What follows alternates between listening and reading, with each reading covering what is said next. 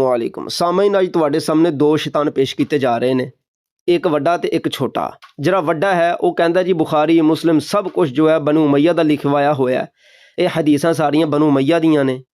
ਤੇ ਉਹ ਵੱਡਾ ਸ਼ੈਤਾਨ ਆਪਣੇ ਆਪ ਨੂੰ ਸੁੰਨੀ ਕਹਿਣ ਦੇ ਬਾਵਜੂਦ ਵੀ ਸਾਰੀਆਂ ਹਦੀਸਾਂ ਦਾ ਮੁਨਕਰ ਹੈ। ਕਿਉਂ? ਹਜ਼ਰਤ ਅਮੀਰ ਮੁਆਵੀਆ ਰਜ਼ੀ ਅੱਲਾਹੁ ਤਾਲਾ ਉਹਨਾਂ ਦੇ ਬੁग़ਜ਼ ਔਰ ਹਸਦ ਵਿੱਚ। ਤੇ ਜਿਹੜਾ ਛੋਟਾ ਸ਼ੈਤਾਨ ਹੈ ਉਹ ਕਹਿੰਦਾ ਨਾ ਮੈਂ ਤਾਂ ਅਮੀਰ ਮੁਆਵੀਆ ਸਰਕਾਰ ਨੂੰ ਮੰਨਣਾ, ਅਲਬਤ੍ਤਾ ਦਬੇ ਲਫ਼ਜ਼ਾਂ 'ਚ ਜਿਹੜੇ ਇਤਰਾਜ਼ ਕਰਦਾ ਅੱਜ ਤੁਹਾਡੇ ਸਾਹਮਣੇ ਰੱਖਾਂਗੇ। ਪਹਿਲੇ ਤੁਸੀਂ ਕਲਿੱਪ ਵੱਡੇ ਸ਼ੈਤਾਨ ਦਾ। और उसके बाद फिर अपने मलून लड़के को, पलीद लड़के को, गंदे को, नापाक को, मां से जिना करने वाले को आप ही ने सारी तफसीलात लिखी है, उसको मुसल्लत किया मुसलमानों पर, ये जानते हुए कि ये मलून। मोहतरम, आपने बुढ़े शैतान की गुफ्तगू समात करवा ली कि पहले तो वो हज़रत अमीरुल मोमिनीन मुआविया पर बकवास करता है, फिर उनके बेटे यजीद पर, फिर उनकी वालदा पर बकवास करता है और इंतहाई गलीज तरीन गंदी पलीत नजस जुबान खोलता है। यहाँ पर देखो मैं एक हवाला लगा रहा हूँ कि बुढ़े शैतान तुझे शर्म आनी चाहिए। हजरत अमीर मुआविया और यजीद का अहले बैत से मोहब्बत किस कदर था, जरा देख इसको। लिखा है व रुविया अन्ना मुआविया कान युअती अब्दुल्लाह इब्न जाफर फिल आमी अल्फ अल्फिन। हजरत अमीरुल मोमिनीन मुआविया रज़ियल्लाहु ताला अन्हु हजरत अब्दुल्लाह बिन जाफर, हजरत जाफर तैयार के बेटे जो हजरत अली रज़ियल्लाहु ताला अन्हु के भाई जाफर थे, और हजरत अली के भतीजे अब्दुल्लाह को, जाफर के बेटे अब्दुल्लाह को हजरत अमीरुल मोमिनीन मुआविया हर साल 1 लाख अतियात अता फरमाया करते थे। कहते हैं फलम्मा वफद अला यजीद, जिस वक़्त यही हजरत अब्दुल्ला बिन जाफर यजीद के पास आए, आताहु अल्फई अल्फिन, तो उन्होंने उनको 2 लाख अता किए। वल्लाहि वक़ाल वल्लाहि, और यजीद ने कहा ला अजमअहुमा लिगैरिका, मैं आपके अलावा किसी और के लिए ये जमा नहीं करूँगा। एक किताब का हवाला, ज़रा ये किताब देख लो जहाँ से मैं ये बात पढ़ रहा हूँ, ये सियर आलामिन नुवाला से मैं इसको पढ़ रहा हूँ। बुढ़े शैतान, ज़रा इसका भी मुझे हवाला देना, इसको ये ना कह देना कि ये शामियों की बनाई हुई इबारत है। मैं बताता हूँ कि तेरा मोहम्मद बिन उमर वाक़दी है जो इसको दर्ज कर रहा है। चल अगली किताब की ये रिवायत मेरे सामने खुली है, इसको पढ़, मैं आखिर में किताब का तारुफ भी करवा दूँगा, इसको निकाल कर देख लेना। और मुआविया पर भौंकने वाले, और यजीद पर भौंकने वाले, और यजीद की वालिदा मोहतरमा मुक़द्दसा पर भौंकने वाले, ये देख क्या लिखा है। अखबरना मोहम्मद बिन उमर क़ाल अखबरना यहया बिन सईद बिन दीनार क़ाल लम्मा हदरत मुआविया अल वफ़ात, जिस वक़्त रावी कहता है हज़रत अमीरुल मोमिनीन मुआविया के पास वक्त विसाल करीब हुआ, उनके मौत का वक़्त करीब हुआ, क़ाल अली यजीद, तो उन्होंने यजीद को बुलाया, या बुनैया, कहा इन्न ली खलीलन बिल मदीनती, यजीद मदीना के अंदर एक मेरा खलील भी रहता है, फस्तौसी बिही खैरा, मैं तुझे उसके साथ भलाई करने का कहता हूँ, मैं तुझे वसीयत करता हूँ कि उसके साथ भलाई से पेश आना। व अरिफ लहु मकानहु मिन्नी, और इसकी इज्जत, उसका वक़ार, उसका मकाम मेरी वजह से पहचान लेना। वो कौन शख्सियत है? यानी अब्दुल्लाह इब्न जाफर, यानी जाफर तैयार के बेटे अब्दुल्लाह। रावी कहता है क़ाल, रावी कहता है फलम्मा मात मुआविया, जिस वक़्त हज़रत अमीरुल मोमिनीन मुआविया फौत हो गए, रहल अब्दुल्लाह इब्न जाफर, अब्दुल्लाह बिन जाफर ने सफ़र किया, इला यजीद, यजीद की तरफ, फ़अक्रमहु व अल्तफ़ा, तो यजीद अब्दुल्लाह बिन जाफर से बहुत ताज़ीम से पेश आया, इज़्ज़त की उसने, और बड़ी मेहरबानी और शफ़क़त से पेश आया। वक़ाल लहू, और यजीद ने कहा या अबा जाफ़र, है अबू जाफ़र, कम कान अमीरुल मोमिनीन, हज़रत अमीरुल मोमिनीन कितना थे, युजीज़ुका बिही कुल्ल सनह, हर साल तुम्हें कितना अता किया करते थे। क़ाल कज़ा व कज़ा अल्फ दीनार, उन्होंने कहा इतना इतना 1000 दीनार। क़ाल क़द अदअफ़तुहा लका, तो यजीद ने कहा मैं तेरे लिए, आपके लिए इससे दुगना कर दूंगा, मैं आपके लिए दुगना कर दूंगा। क़ाल अबी अबी अंत मा क़ुल्तुहा लि अहदिन क़ब्लक व ला अक़ूलुहा लि अहदिन बअदक, यजीद ने कहा मेरे वालिदैन आप पर कुर्बान हो, मैं इसके बाद जो आपको दूंगा, जितनी रकम आपको दे रहा हूं, ना मैंने आपसे पहले किसी को इतनी दी, ना आपके बाद इतनी किसी को दूंगा। अब बुढ़े शैतान ये भी पढ़ लिया कर। तवक़ात अल कबीर मोहम्मद बिन सअद अल जुज़्उ अस्सादिस मुतवफ़ा 430। छोटे शैतान की, सबसे पहले छोटे शैतान का पहला क्लिप समाप्त करें जिसमें वो कह रहा है कि मस्जिद नबवी शरीफ के अंदर घोड़े बांधे गए हैं, और फिर दूसरा क्लिप उसका चलाएंगे जिसमें वो कह रहा है कि नहीं, सईद बिन मुसैयब जो थे वो मस्जिद में थे, अब घोड़े भी थे मस्जिद में और सईद बिन मुसैयब भी थे, और लीद और पेशाब के अंदर मस्जिद नबवी तो लितरी हुई थी, और सईद बिन मुसैयब उन्हीं लितरे हुए कपड़ों में नमाज़ पढ़ते थे माअल्लाह, और ये उसी पेशाब वाली जगह पर सईद बिन मुसैयब नमाज़ पढ़ते रहे हैं। इस बददमाग जाहिल جاہل بد دماغ شخص کو ہم آگے چل کر بتائیں گے، پہلے اس کے کلپ سماعت کریں۔ میں گھوڑے باندھے، ان کی لیز اور پیشاب ممبر اطہر پہ پڑے، 3 دن مسجد نبوی صلی اللہ تعالی علیہ وسلم بے اذان و نماز رہی۔ اب وہ مولوی صاحب جو کہتے ہیں یہ کیسے ہو سکتا ہے واقعہ ہر رہا ہوا مدینے میں اور عصمتیں لوٹی گئیں اور مسجد نبی کی عزت اور حرمت کو پامال کیا گیا، نہیں ایسا نہیں ہو سکتا۔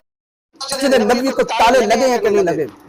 یہ حدیث کی کتاب تاریخ میں نہیں اٹھا رہا، اور یہ حضرت امام دارمی وہ ہیں کہ جو حضرت امام مسلم کے بھی استاد ہیں، امام ترمذی کے بھی استاد ہیں، امام ابو داؤد کے بھی، اور امام کیا تھا ان پلیدوں نے کیا کیا تھا مسجد میں؟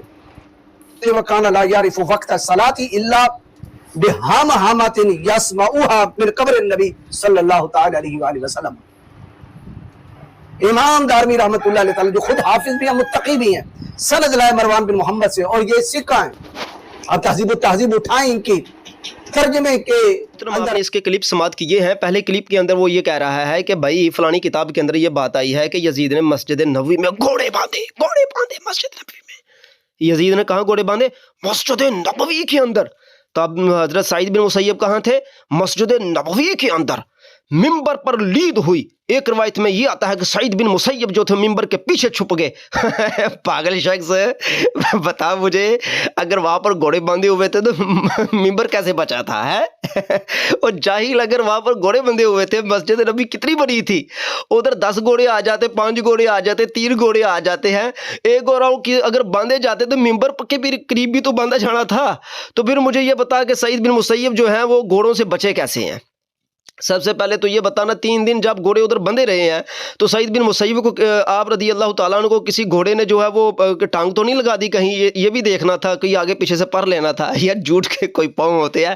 اور روشن اور ملا روشن چھوٹے شیطان اتنا جھوٹ بولتا ہے جی۔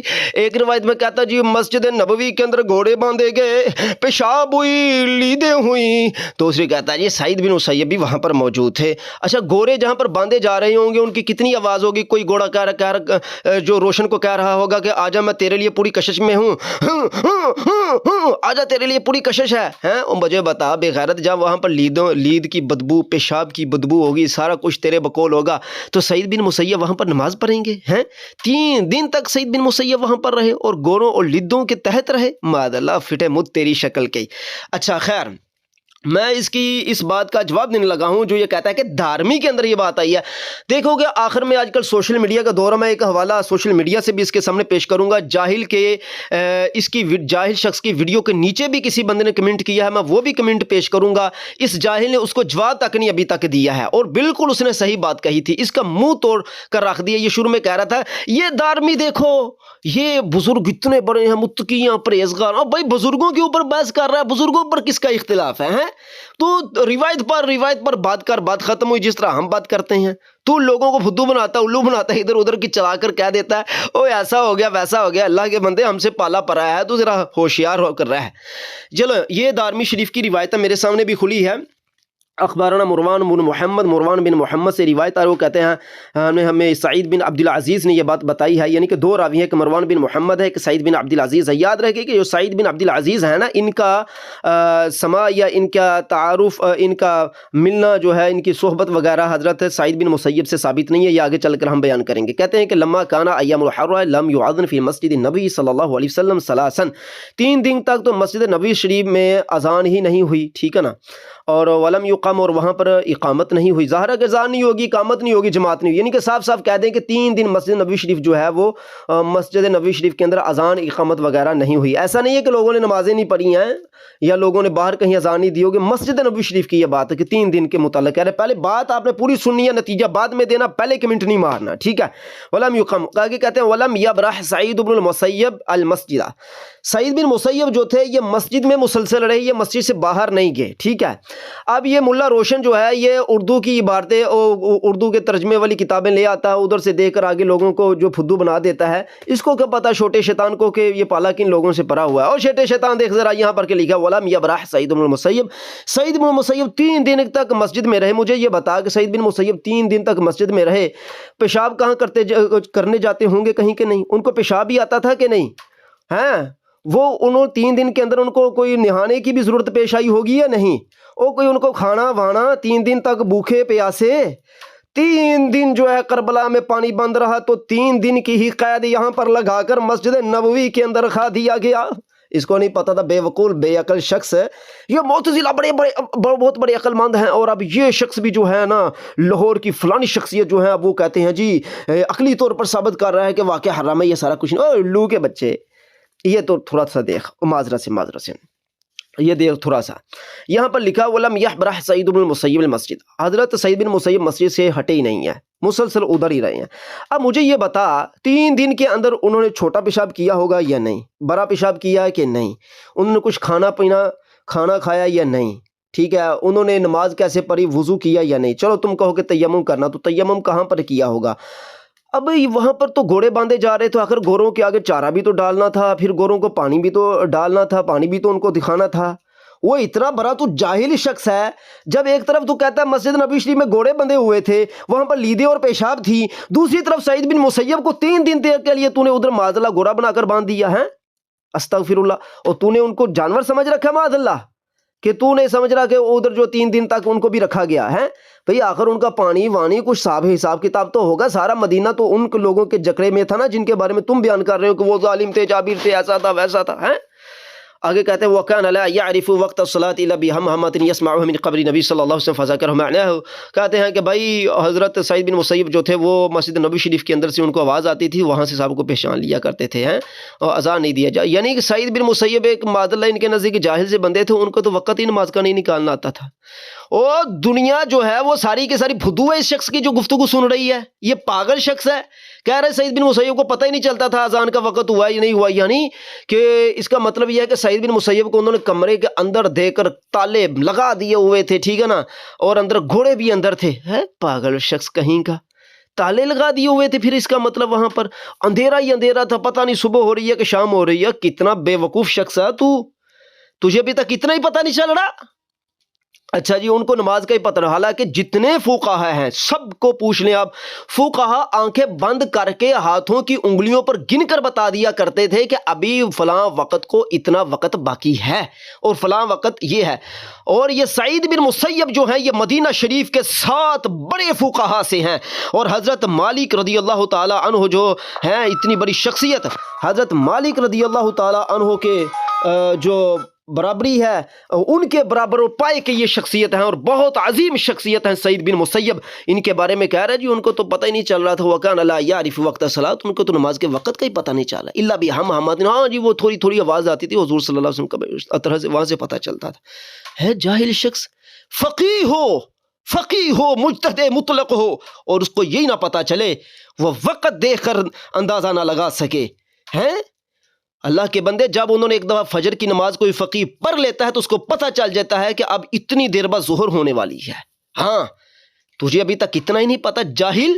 اب آگے چل کر میں تجھے بتاتا ہوں کہ یہ شرح ہے میرے سامنے کھلی ہوئی، اب اس کی شرح، یہ جو شرح ہے اس کا تو نے دیکھا ہی نہیں ہوگا، اس کا میں تعارف تجھے بعد میں کرواتا ہوں۔ جاہلا ذرا اس کے میں دیکھ، یہ شرح کرتے ہوئے لکھ کر الشرح، یہ ساری اس کی شرح چل رہی ہے۔ شرح کے بعد یہ بندہ ایک کام اور کرتا ہے، ما یستفاد کا مطلب یہ ہے، وہ کہتا ہے کہ جی شروحات میں نے کر دی، روایت میں نے سنا دی، اب جو فائدہ اس شرح سے حاصل ہو رہا ہے وہ میں آپ کو بتاتا ہوں۔ فائدہ کیا کہتا ہے؟ بیانو ما تجلوہ دعوی نقد البیعۃ من بعد الناس من الشر والفتنہ، کہتے ہیں جی یہ جو اہل مدینہ کے بعض لوگوں نے یزید کی بیعت کو توڑا تھا، یہ توڑنا شر اور فتنہ تھا، من الشر والفتنہ، وَلَقَدْ جَلَبَ دُعَاتُهَا شَرًّا عَلَى النَّاسِ عَظِيمًا فِي الْمَدِينَةِ، اور کہتے ہیں جی یہ جو لوگوں کو بلانا تھا کہ بیعت کو توڑو، یہ شر کی طرف دعوت دینا تھا لوگوں کو، اور یہ بہت عظیم شر تھا جو مدینہ میں ہوا۔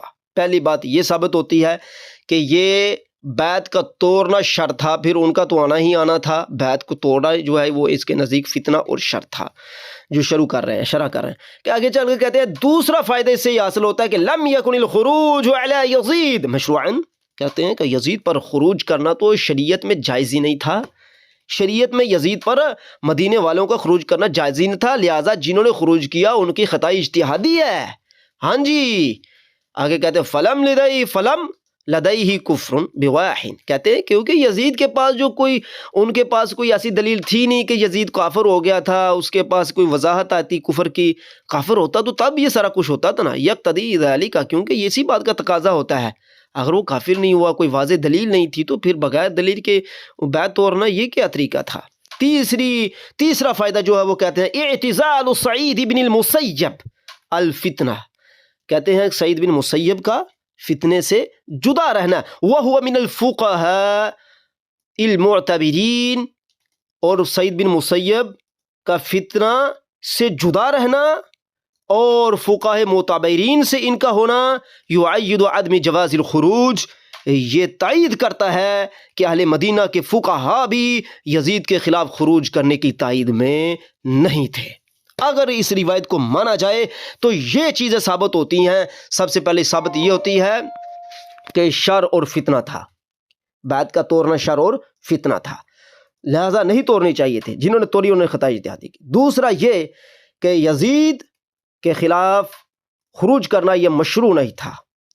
تیسری یہ بات کہ سعید بن مسیب فقہاء معتبرین سے ہیں، تو انہوں نے تائید کی اس بات کی کہ یزید کے خلاف خروج کرنا جائز نہیں۔ اگر بات مانی جائے تو اس سے یہ چیزیں نکلتی ہے، یہ میں اپنی طرف سے نہیں کہہ رہا، اب اس کا حوالہ دیکھ لو، اس کا تعارف بھی سن لو کہ یہ کہاں سے میں اس کو پڑھ رہا ہوں، پھر نہ کہنا کہ بھائی اپنی طرف سے ہی اس کو پڑھ گئے ہیں۔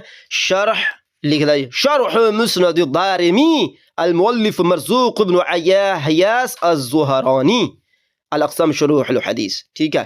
اب یہ دیکھ لو نیچے بھی لکھا الکتاب شرح مسند دارمی المؤلف الدکتور مرزوق بن حیاس آل مرزوق الزہرانی الناشر بدون، اس کو سارا آپ جو ہے وہ سارا کچھ پڑھ سکتے ہیں۔ اب سمجھ نہیں آتا کہ ملا روشن کس طرف جائے گا۔ ملا روشن کے سامنے آخر میں کچھ آپ کی ہی بیان کردہ ویڈیو جو آپ نے سنن دارمی کے حوالے سے بات کی تھی، اور آپ نے کہا تھا جی میں کمنٹ میں اگر مجھے کوئی سوال کرے گا تو میں جواب دوں گا، میں گالیوں کا جواب نہیں دوں گا۔ تو اب آپ دیکھیے کہ مولوی روشن صاحب آپ کے نیچے نوید مشتاق نامی شخص ہیں کوئی، انہوں نے کمنٹ کیا ہے اور علمی کمنٹ کیا ہے، آپ اس کا جواب آج تک نہیں دے سکے، 2 دن پہلے کا یہ کمنٹ ہے، یہ دیکھیے لکھا ہے کہ اس روایت کی سند انقطاع منقطع کی وجہ سے ضعیف ہے۔ واقع حرہ سعید بن عبدالعزیز کی پیدائش سے پہلے 63 میں روما ہوا، جبکہ سعید بن عبدالعزیز 90 میں پیدا ہوئے۔ مزید برآں ان کی امامت سعید بن مسیب سے ملاقات ثابت نہیں، اس لیے یہ روایت ناقابل اعتبار ہے۔ یعنی کہ انہوں نے کہا کہ واقع حرہ کے بعد یہ جو راوی بیان کر رہا ہے یہ 27 سال بعد پیدا ہوا ہے، اور دوسری بات یہ ہے کہ سعید بن مسیب سے ان کی ملاقات ثابت نہیں، لہٰذا انقطاع ہے، ضعیف روایت قابل حجت نہیں ہے۔ آپ اس کا جواب نہیں دے سکے۔ ویسے تو آپ بڑی دھڑلے سے باتیں کرتے ہیں، اردو دان آپ طبقے سے تعلق رکھتے ہیں اور لوگوں کے ایمان کو عقیدے کو خراب کر رہے ہیں، لوگوں کو جو ہے وہ آپ اہل سنت و جماعت کے جو مبینہ پکے جو شواہد ٹھوس ثبوت ہے ان کے خلاف لوگوں کو کرتے جا رہے ہیں، اور رافضیت اور خارجیت کو آپ پروان چڑھا رہے ہیں۔ تو دیکھیے اب آگے چلتے ہیں سوشل میڈیا کی جانب، وہاں پر بھی آپ کا رد لگایا گیا ہے، تو آپ اس رد کو بھی دیکھ سکتے ہیں۔ دیکھیے کہ مولوی صاحب یہ سب سے پہلے جو آپ کے متعلق رد موجود ہے، سوشل میڈیا میں حضور صلی اللہ علیہ وسلم قبر سے اذان کا سنائی دینا، اس ہیڈنگ سے ایک پوسٹ ڈالی گئی ہے، اس کے نیچے کافی مواد موجود ہے۔ سب سے پہلے یاد رکھیے گا کہ جو آپ نے روایت پڑھی تھی یہ صرف سنن دارمی میں روایت نہیں ہے، یہ روایت الحاوی للفتاوی میں بھی نقل کی گئی، پھر مشکات باب الکرامات میں بھی اس کو نقل کیا گیا۔ اس کے علاوہ اور بھی کتب ہیں جن کا ہم آگے چل کر آپ کو ذکر کرتے ہیں، اور سب میں یہی سندیں ہیں جو اب یہاں پر ذکر کی جائیں گی۔ سب سے پہلی بات یہ ہے کہ روایت نمبر 1 جو ہے یہ ابن سعد میں آئی ہے، ٹھیک ہے نا، امام ابن سعد نے اسے نقل فرمایا، طبقات ابن سعد میں آئی ہے، تو امام ابن سعد رحمہ اللہ نے اسے نقل کیا ہے۔ اس کی سند یہ ہے اخبارنا محمد بن عمر قال حدثني طلحة بن محمد بن سعید عن ابیہ۔ اب باتیں وہی ہیں جو آپ نے کہی ہیں۔ اس کے نیچے اس کی سند پر دیکھ لیں، یہ لکھا ہے، سند کے حوالے میں لکھا ہے کہ یہ اس کی سند جو ہے یہ روایت موضوع منگرت ہے، کیونکہ اس کی سند میں محمد بن عمر واقدی جمہور محدثین کرام کے نزدیک ضعیف ہے، شیعہ تھا، رافضی تھا، اس کی روایتیں اہل سنت و جماعت کے موافق ہوں تو قبول ہے، مخالف ہوں تو قابل قبول نہیں ہے۔ دوسرا راوی طلحہ بن محمد بن سعید مجہول ہے، اس کے بارے میں امام ابو حاتم نے فرمایا ہے الجرح و تعدیل کے اندر کہ میں اسے نہیں جانتا کہ یہ شخص کون ہے۔ اسی روایت کے اندر جو تیسرا اس کی سند میں راوی آ رہا محمد بن سعید بن مسیب جو آ رہے ہیں، یہ وہ امام سعید بن مسیب نہیں، یہ علیحدہ راوی ہے۔ حافظ ابن حجر رحمۃ اللہ نے فرمایا ہے کہ یہ مجہول الحال ہے، اس کے بارے میں ہمیں نہیں پتہ، ٹھیک ہے نا۔ امام ابن حبان نے اسے اپنی کتاب الثقات میں ذکر کیا، کسی معتبر امام نے اس کی توثیق نہیں کی ہے۔ بہرحال اس میں جو دو پہلے راوی آ رہے ہیں ان پر تو کوئی اعتبار نہیں، لہٰذا اس کی سند کا کوئی اعتبار نہیں، یہ روایت موضوع قرار پائے گی۔ روایت نمبر 2 جو آئی ہے وہ سنن دارمی میں آئی ہے، سعید بن عبدالعزیز تنوخی رحمۃ اللہ سے نقل ہے۔ سانِ حرہ کے دوران 3 دن تک والی جو روایت آئی ہے جو مولوی روشن صاحب نے پڑھی ہے، دیکھیں یہاں پر نیچے حوالہ بھی لکھا ہے کہ مسند الدارمی میں یہ روایت آئی ہے۔ اس کے بارے میں لکھا ہے کہ یہ روایت ضعیف ہے، اس کی سند میں انقطاع ہے۔ سانِ حرہ کو بیان کرنے والے راوی سعید بن عبدالعزیز تنوخی رحمۃ اللہ تعالیٰ علیہ کی پیدائش سے بہت پہلے یہ واقعہ رونما ہو چکا تھا۔ پھر سعید بن عبدالعزیز کی امام سعید بن مسیب رحمۃ اللہ سے ملاقات بھی نہیں ہوئی۔ حرہ کا واقعہ 63 ہجری میں رونما ہوا، جبکہ سعید بن عبدالعزیز رحمۃ اللہ کی پیدائش 90 ہجری کو ہوئی اور امام سعید بن مسیب 94 ہجری میں فوت ہوئے۔ ٹھیک ہے، پھر آگے یہ سارا کچھ لکھنے کے بعد آپ ثابت کر سکتے ہیں اتنا بڑا انقطاع ہے کہ امام سعید بن مسیب رحمۃ اللہ سے اس کی ملاقات ثابت نہیں ان بزرگوں کی۔ حرہ کا واقعہ 63 ہجری میں ہوا، جبکہ سعید بن عبدالعزیز رحمۃ اللہ کی پیدائش 90 ہجری میں ہوئی اور امام سعید بن مسیب 94 میں وفات پا گئے۔ ٹھیک ہے، یعنی کہ 90 ہجری کو یہ پیدا ہو رہے ہیں، جو راوی واقع حرہ کو بیان کر رہے ہیں وہ 90 ہجری کو پیدا ہو رہے ہیں، اور امام سعید بن مسیب جو ہے وہ 94 کو فوت ہو رہے ہیں، یعنی کہ 27 سال پہلے یا 24 سال پہلے ایک واقعہ اپنا 26 سال پہلے ایک واقعہ رونما ہوا، واقع حرہ راوی کی پیدائش سے پہلے، اور جو سعید بن مسیب ہیں وہ راوی کی عمر اس وقت 4 سال تھی جس وقت سعید بن مسیب جو ہے اس فانی دنیا کو چھوڑ کر اللہ کی بارگاہ میں تشریف لے گئے۔ تو اتنا بڑا انقطاع ہے، لہٰذا سنن دارمی کی یہ روایت قابل قبول نہیں ہے۔ پھر امام سعید بن مسیب مدینہ منورہ میں فوت ہوئے، جبکہ سعید بن عبدالعزیز رحمۃ اللہ شام میں پیدا ہوئے۔ اب کیسے ممکن ہے کہ سعید بن عبدالعزیز رحمہ اللہ نے یہ روایت سعید بن مسیب سے خود سنی ہو، انہیں کسی شخص نے یہ بات بیان کی ہو؟ معلوم نہیں، لہٰذا یہ روایت انقطاع کی وجہ سے ضعیف ہے۔ ٹھیک ہے مولوی روشن صاحب، اگلی روایت تیسری جو آ رہی ہے وہ طبقات القبریٰ ابن سعد میں آ رہی ہے، تاریخ ابن ابی خیثمہ میں بھی یہ روایت آ رہی ہے، مختلف کتابوں میں یہ روایت آئی ہے۔ تو اس کے بارے میں یہ کہا جا رہا ہے کہ یہ جو روایت آئی ہے نا یہ بھی ضعیف ہے، کیونکہ اس کا راوی عبدالحمید بن سلیمان مدنی ہے۔ جمہور محدثین کے نزدیک یہ ضعیف ہے۔ اس کے بارے میں امام یحییٰ بن معین نے فرمایا ہے کہ یہ فضول راوی ہے۔ ٹھیک ہے، اسی طرح امام علی بن مدینی نے فرمایا ہے کہ یہ ضعیف ہے۔ اسی طرح امام ابو زرع رازی رحمہ اللہ فرماتے ہیں کہ اس کی بیان کردہ حدیث ضعیف ہوتی ہے۔ اسی طرح امام ابو حاتم رازی رحمۃ اللہ فرماتے ہیں یہ بالکل بھی محفوظ نہیں ہے۔ اسی طرح امام دارقطنی رحمۃ اللہ تعالی نے فرمایا ہے، ذکر کیا ہے کہ یہ اس کو ذکر کیا ہے کتاب الضعفاء والمتروکین میں۔ اسی طرح امام نسائی رحمۃ اللہ تعالی علیہ نے اسے ضعیف قرار دیا ہے کتاب الضعفاء والمتروکین میں۔ امام ابن حبان نے فرماتے ہیں کہ یہ کسی کام کا بندہ نہیں ہے۔ حافظ ابن حجر رحمۃ اللہ فرمایا کہ یہ ضعیف ہے۔ روایت نمبر 4، مولوی روشن تمہارے موافق جو تھی واقع حرہ کی روایت نمبر 4، حافظ ابو عبداللہ محمد بن محمود ابن نجار رحمۃ اللہ تعالی علیہ نقل کرتے ہیں، انبانا ذاکر ابن کامل ابن ابی غالب الخفاف فیما۔ اچھا، یہ روایت جو آ رہی ہے اس کے بارے میں باتیں وہی ہیں، تھوڑے بہت فرق سے آتی ہیں۔ یہ روایت جو ہے یہ موضوع منگرت ہے، یہ روایت سفید جھوٹ ہے، اس کا راوی محمد بن حسن بن زبالہ مخزومی کذاب ہے اور جھوٹی حدیثیں گھرنے کا شیدائی تھا۔ امام یحییٰ بن معین رحمۃ اللہ فرماتے ہیں یہ قابل اعتماد نہیں تھا، حدیثوں کا سرقہ کرتا تھا، یعنی حدیثیں چوری کرتا تھا، ادھر ادھر سے حدیثیں ملا کر اپنی طرف سے باتیں بناتا تھا، جھوٹا اور فضول شخص تھا۔ تاریخ ابن معین بروایت العباس دھوری۔